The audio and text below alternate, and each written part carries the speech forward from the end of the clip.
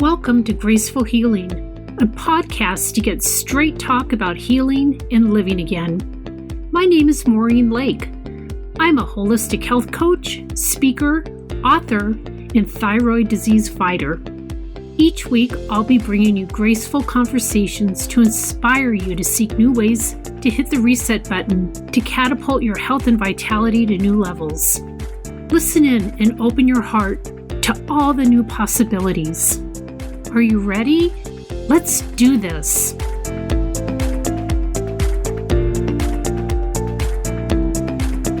Michelle and I had a great conversation today. We covered 3 different topics. Of course, we talked about sleep, since we're winding down our sleep challenge in our private Facebook group. Michelle shared information about Nappuccinos and other fun facts. And we also went a little sideways and discussed women and happiness. It's a well-known fact that women are happier than men, especially as we age. It's just a choice we make. We experience more joy and bliss than younger women, and many times more happiness than men. We savor it all of life. And finally, we're so excited to share our retreat information with you. It's coming to Tucson, Arizona in late September, and we're so ecstatic to be accepting women on our wait list. This will be 2 days of sheer bliss, reconnecting with yourself and establishing lifelong friendships. We can't wait to tell you more about it soon. But in the meantime, if you're interested, go to the Facebook group, Graceful Healing VIP Room, to get some more information. See you there. Hi, Michelle. How are you today? I'm good. How are you doing? I'm good. I'm so excited to talk to you again because I heard that you just came across another amazing, interesting study about sleep. Well, I sure did. And actually, I heard this morning when I was on my way to do a walk. Have you ever heard of Nappuccinos? No. Okay, well, my favorite thing to do early in the morning if I'm out in my car is to listen to NPR. Mm-hmm. And this morning was about Nappuccinos. And I just love that something about sleep, was the first thing I heard in the morning. That's so ironic, isn't it? I know. I just love when those kind of things happen. But this was kind of an interesting thing because it wasn't necessarily talking about how to get more sleep. It was talking about some of the studies that have been done about sleep and the effects of not sleeping, but more importantly of what you can do to let me just tell you a couple of little facts. Okay. How's that sound? Perfect. Okay. So not to start with the negative stuff, but it actually hit me pretty hard.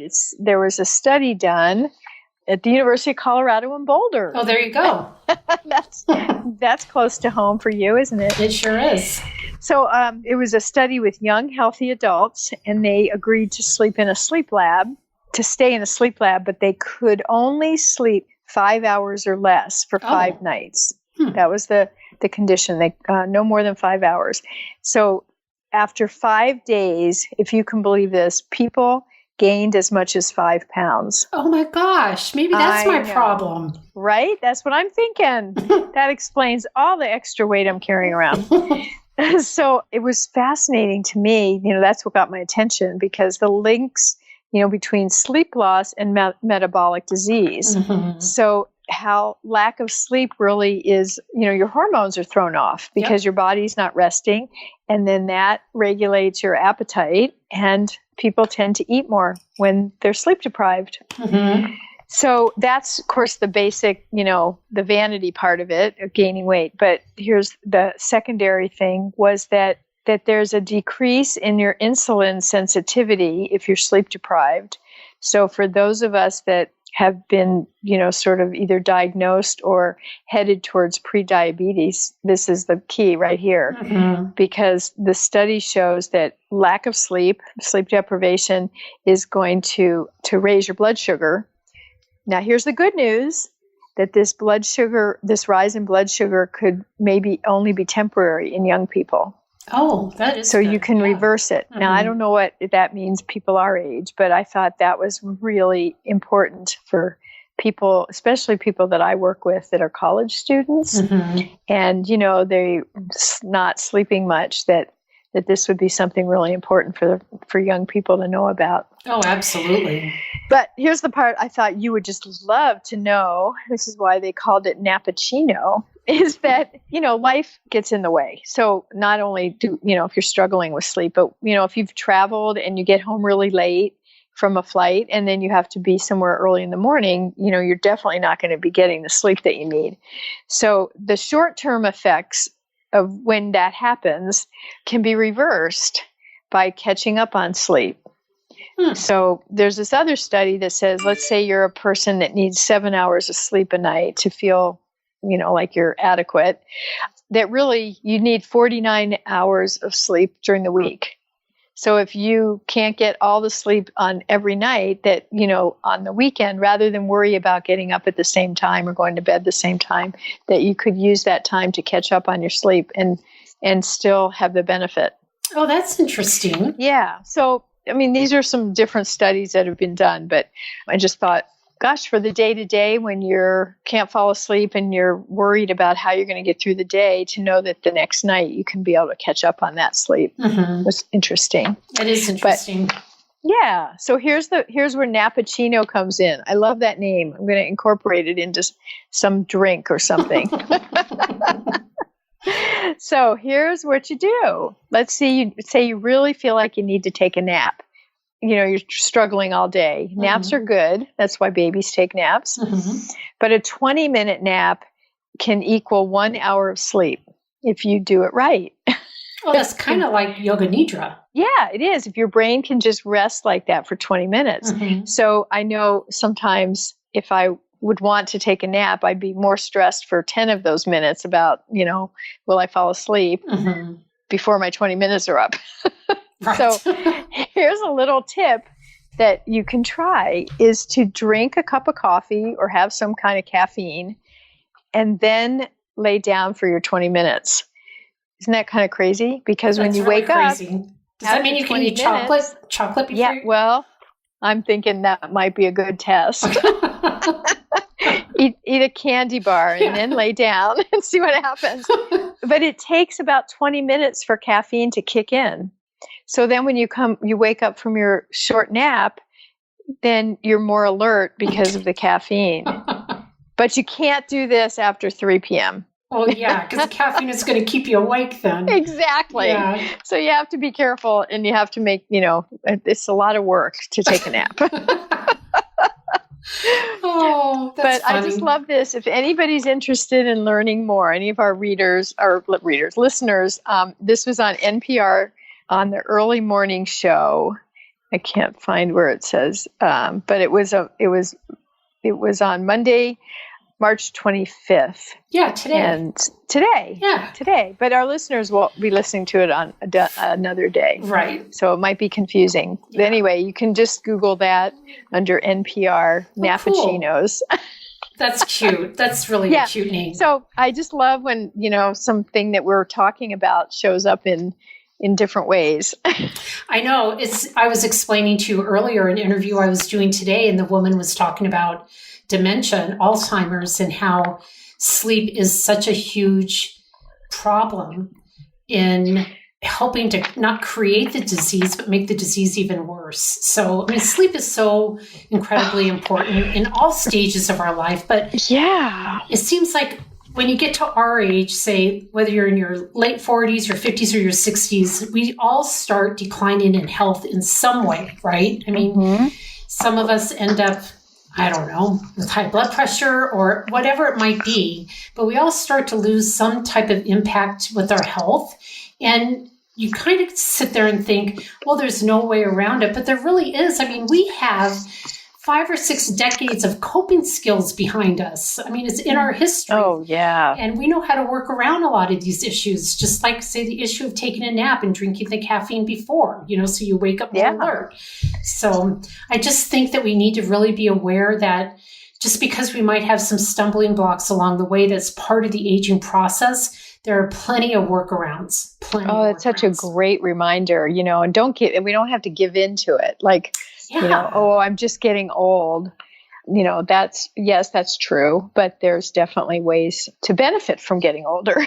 Yeah. And just like when I think about my own mom or your own mom or anyone's mother in that whole generation would have a lot of symptoms, and they just coped by being stoic and strong and not to discuss their pain and not to challenge any doctor authority. Oh, yeah. I'm here to tell you, this is the new age of women, and we aren't going to put up with that kind of stuff anymore. I mean, our generation is different. We're assertive. We have high expectations. And just because some of us might be retiring or being grandparents doesn't mean that we're stopping.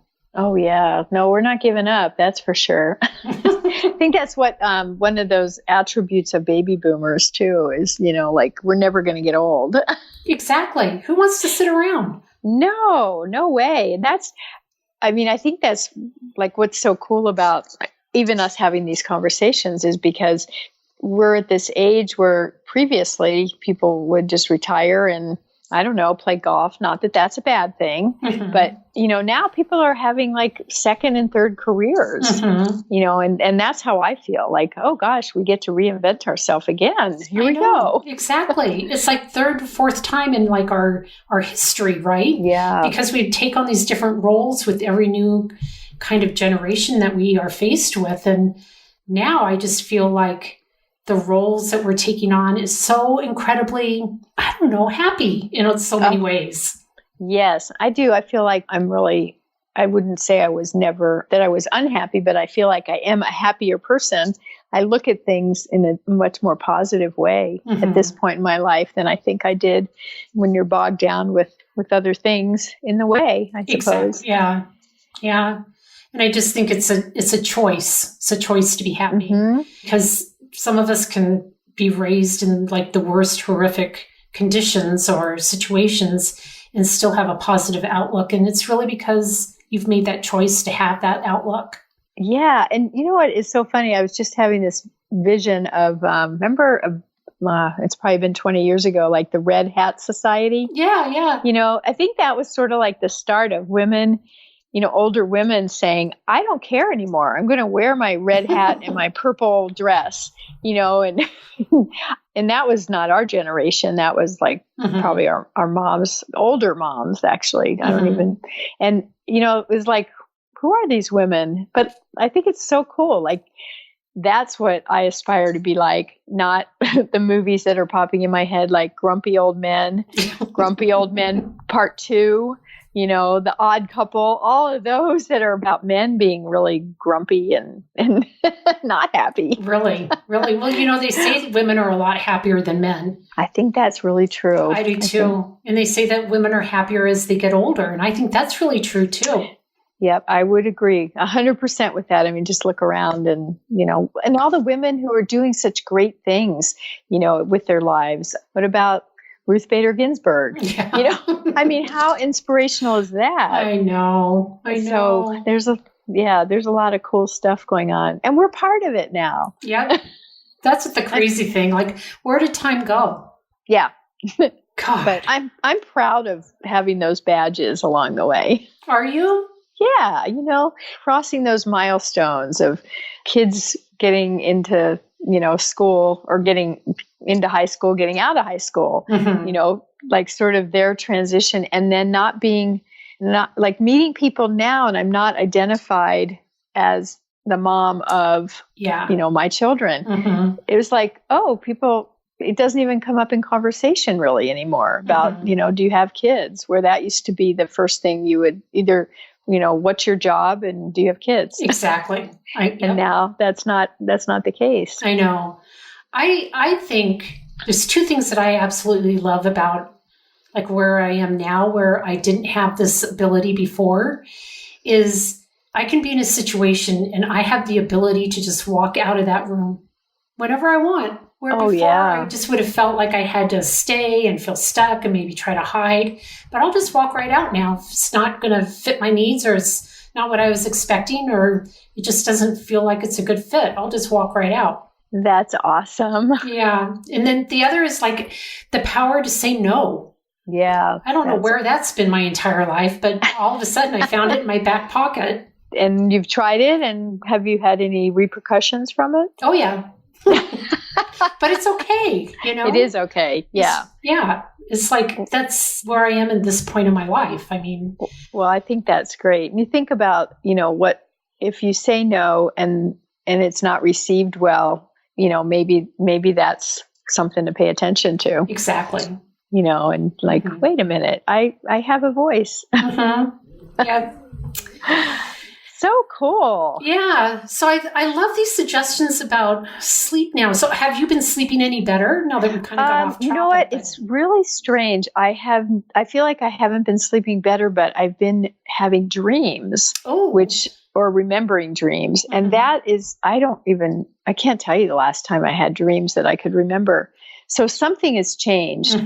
I'm still waking up in the middle of the night and having sometimes hard time getting back to sleep, but I must be going into a deeper sleep to be able to dreaming. More so that's sleep. A good thing. Absolutely. And I think that's definitely related to cutting out the caffeine, earlier in the day. Not that I was a huge caffeine drinker, but it's obviously, I have a sensitivity to that. So yeah, I do too. And sugar, which I still working on that one. Yeah. One thing at a time. Yep, that's exactly right. Yeah. So you were saying that you tried some turmeric? Oh, yeah. I found this turmeric ginger tea at Trader Joe's. I just happened to see it. And so I tried it last night to see if that would help me sleep. I don't think it really made a difference, but it was kind of nice to have some tea before bed, which is something that I wouldn't think to do. So could become a new ritual. I know everybody was talking amongst ourselves about taking baths on the Facebook page. Right. And I'm not really good with taking baths. So I'm going to try that maybe this week. I'm actually taking a bath this evening. Oh, cool. I am, because years ago when I was doing this detox, I took a bath every single night as just part of the series of things that you did for this 1 week. And I was remembering how well I slept then. Oh. And that something about the Epsom salt that you add to the water and it taking out some of the toxins, and it just relaxes your muscles like you wouldn't believe. Well, maybe I should try it. I'm going to try it tonight and really see if it makes a difference, because I've been much better at leaving my iPad on my table. Congratulations. I know I've been so much better with that, but I still, just like you, I wake up periodically during the night and I don't know what it is. I really don't, but it's something. Yeah. Yeah. Cause I feel like it really is related to my liver or something. Cause it's not like I wake up and I'm anxious or thinking about what I need to get done the next day. It's just I wake up, and then if it wasn't the middle of the night, I'd think it was time to get up. Exactly. I wake up and I'm ready to get up, and sometimes I do, because I can't fall back asleep, and I do for a while and then go back to bed, and then I do fall back to sleep. But it's just annoying, really annoying. Yeah. Well, it's very disruptive. And then when you hear about all the ramifications of not getting good quality deep sleep, then you start to really kind of wonder, like, am I getting any quality sleep at all when I'm waking up? Yeah, that's a great point. Do you ever turn on music or any kind of guided meditation when you wake up in the middle of the night? I do. And the past 2 nights when I've woken up, I have the Calm app, CALM, and I listen to a sleep story, because I think I might have mentioned it in the past. Yeah, you did. Yeah, I really love to be talked to sleep. It's crazy. It's just, who's going to stay up and talk to you to sleep? But that app great. There's an app for it. Wow. They have sleep stories on that app, and I promise you, they will put you to sleep. Wow, that is such a great thing to know. And and it's free. I mean, you can pay for it and get a more of a menu of sleep stories, but the free ones have been just fine. And I end up listening to one that occurs in France, and you're walking through a lavender field, and like that's my one-time bucket list thing that I want to go there and walk the lavender fields. But it puts me right to sleep. Oh, I'm definitely going to try that tonight. At least the last 2 nights it has. Wow, that is huge, because, oh my gosh, I think, without turning on a light to read or, putting on the iPad or phone or whatever, that's a great idea. Yeah. And then to answer the other part of your question, I do listen at night to a lot of guided meditations that I find really helpful too. Cool. Yeah. So are there any that you could recommend? Well, I mean, really my go-to is Oprah and Deepak Chopra. I mean, I love their guided meditations, and I can't tell you how many times I've listened to the same series over and over and over, but by the time you get to the end and you start over, you've kind of forgotten the beginning. So, and then their new one just started today. They have a brand new series. I've actually just noticed on my phone, it says day 1. Yep. The path to grace begins today. Yeah, and it's all about being graceful and having grace in your life. Ooh, well, I'm going to listen to. Is it okay to listen before bed? Oh, yeah. Okay, that's what I'm going to do tonight. Instead of a bath, I think I'll do that. I'll do a bath tomorrow night. There you go. Got to mix it up a little bit.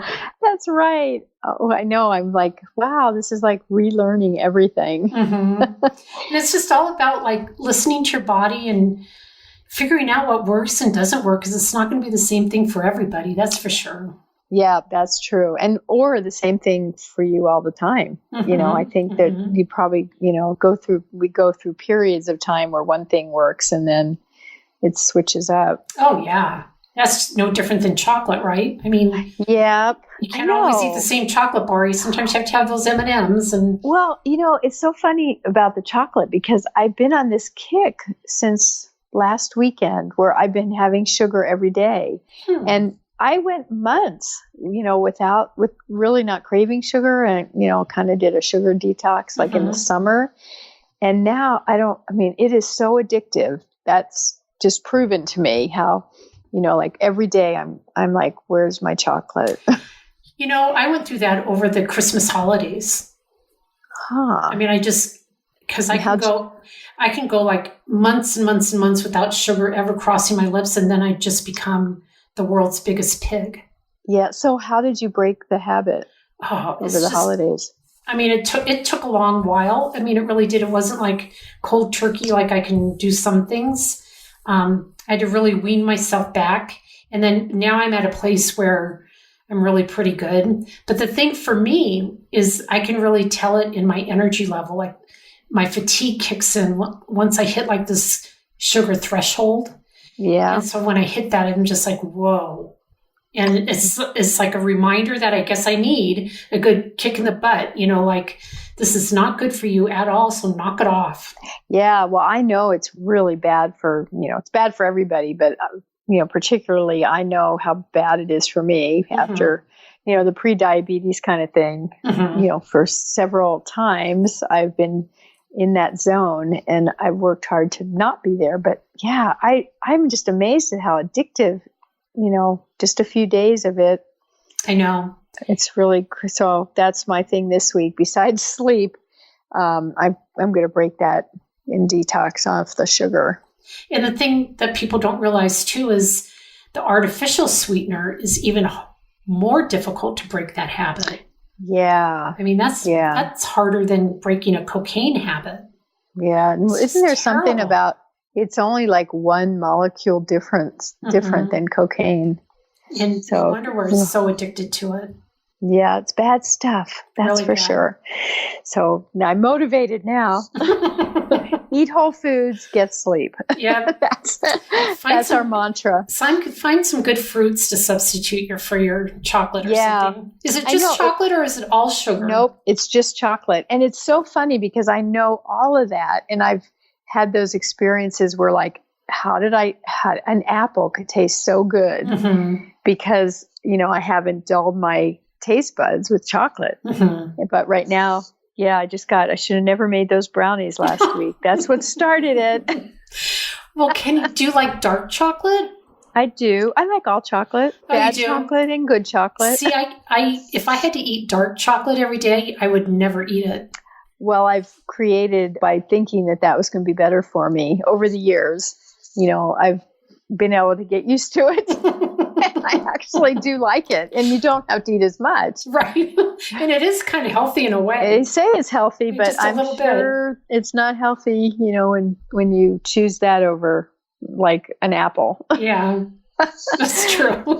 So that is my goal for this week. But I guess here's the other thing I just thought of is it also shows that we're human because we know the right things to do, but we still fall back into bad habits. Oh gosh, do we ever? Yeah. So we just have to reset, almost like your computer, okay, I know all the things to do. Just kind of hit that reset button.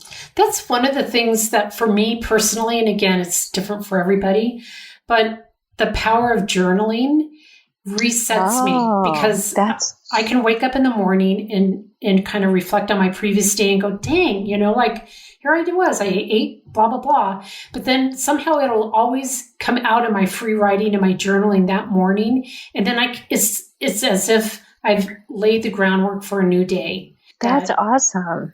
I shouldn't say always has worked for me because this free writing that I've been doing since the new year. It was one of my New Year's resolutions. And talk about something that is life-changing is that, yeah.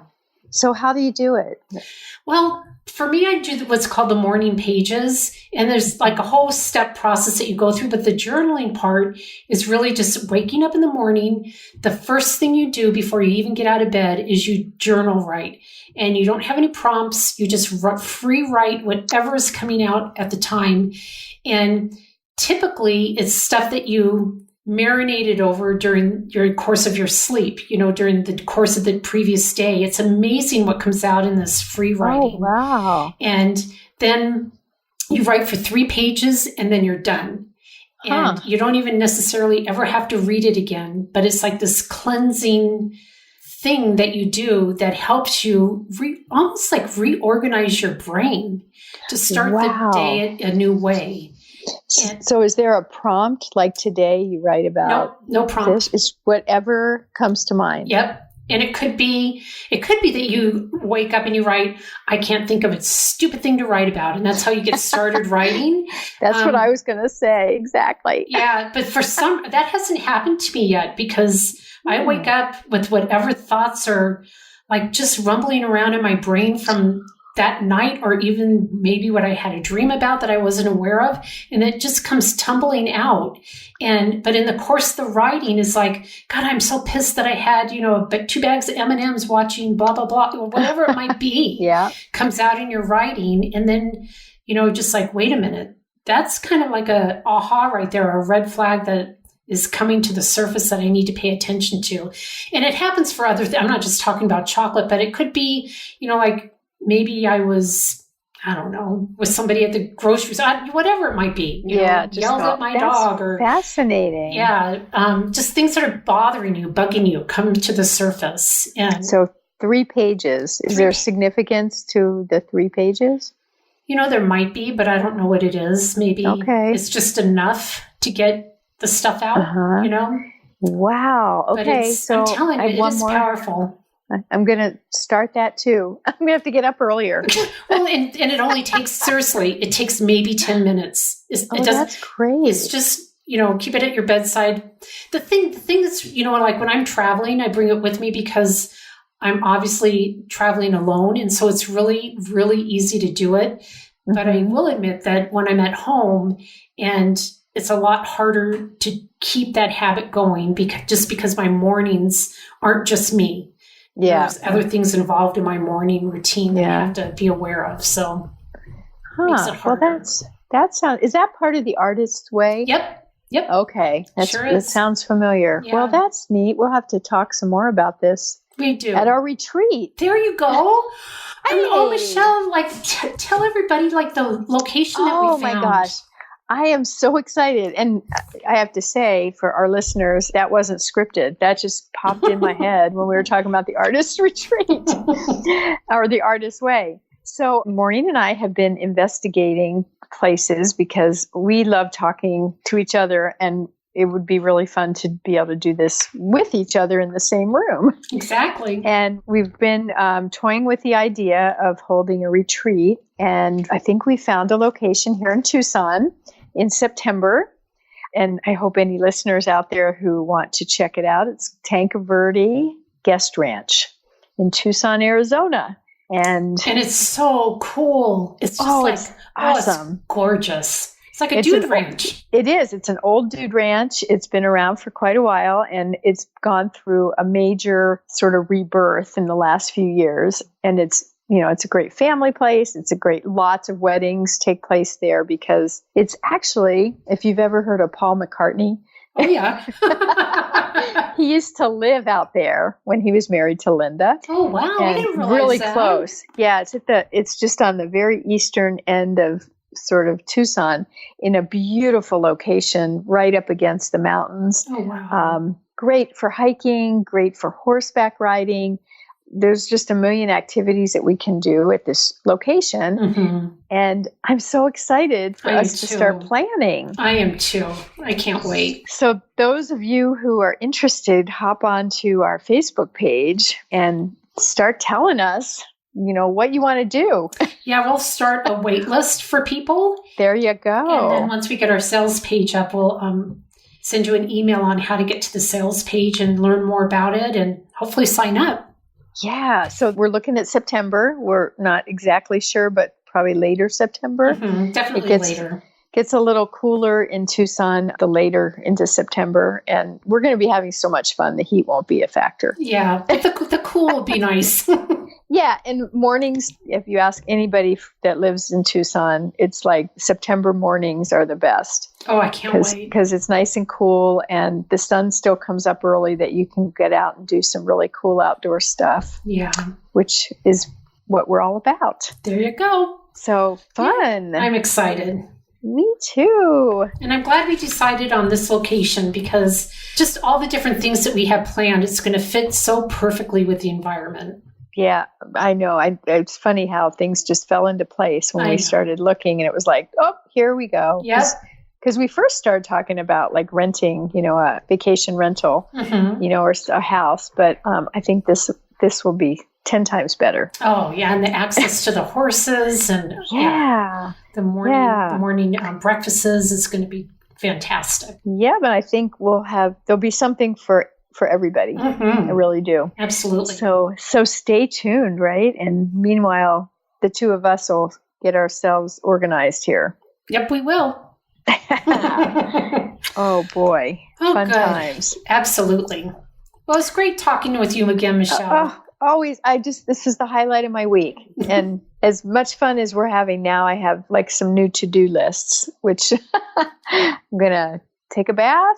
Yep. I'm going to listen to some guided meditations I'm going in the Calm app. In the Calm app. That's right. Yeah. And I'm going to do some morning writing. And I'm telling you, 10 minutes is all you need. Okay. 3 pages. 3 pages and not even like big pages, like little, like have a little book. Well, like a 8x9 or something like that. Okay. It doesn't have to be a notebook size, but a little bit smaller than notebook. All right. I'm starting tomorrow. Oh, good. I'll let you know how it goes. Perfect. All right. All right. Well, you have a good rest of your week. You too. And we'll talk again soon. All right. Bye, Michelle. Take care. Bye. Hey, thank you for joining us today. I hope you enjoyed this episode as much as I did. If you can, take a moment and give us a review. And please join the VIP room in Facebook for more discussion and insights. You can find us at Graceful Healing Podcast VIP room. See you there and see you next time.